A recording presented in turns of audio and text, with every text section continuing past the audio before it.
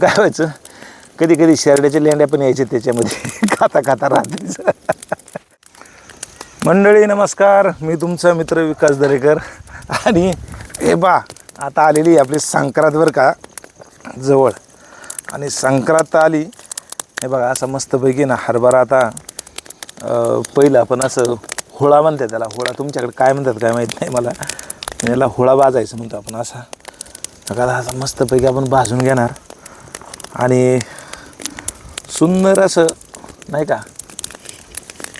निबार झालेला हरभरा आपला असा खायला एक नंबर लागतो बघा. आता आपण होळा पार्टी करणार आहे आणि संक्रांतीचा सण आलेला आहे. सणाच्या निमित्ताने आपल्याकडं जे नाही का वेगवेगळी पिकं आपण घेतो ना, नेमकं संक्रांतीला खायला येतात. मग त्याच्यामध्ये गव्हाचं असेल नाही का, किंवा आपलं काय रे अजून एक असतं अक्का ते ज्वारी. हां ज्वारीचं असेल.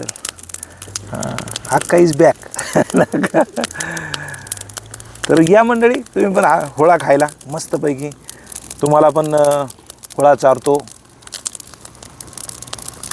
भरपूर आहे आपल्याकडे, काय काळजी नका करू.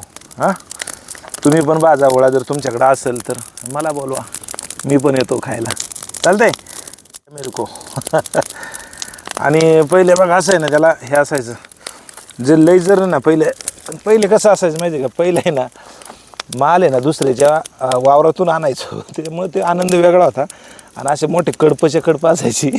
कडीप म्हणजे काय, आता परत मला विचारतील कडीप म्हणजे काय. आता कडीप म्हणजे आहे ना लय असं हरभऱ्याचं असं मोठं बांधून हे लावलेलं असतं, असं त्याला कडीप म्हणायचे. मग ते कडप आहेत ना अशी पेटवायची आणि मस्त असा हरभरा असा खायचा. त्यातमध्ये काय व्हायचं, कधी कधी शेरड्याच्या लेंड्या पण यायचे त्याच्यामध्ये खाता खाता रात्रीचं.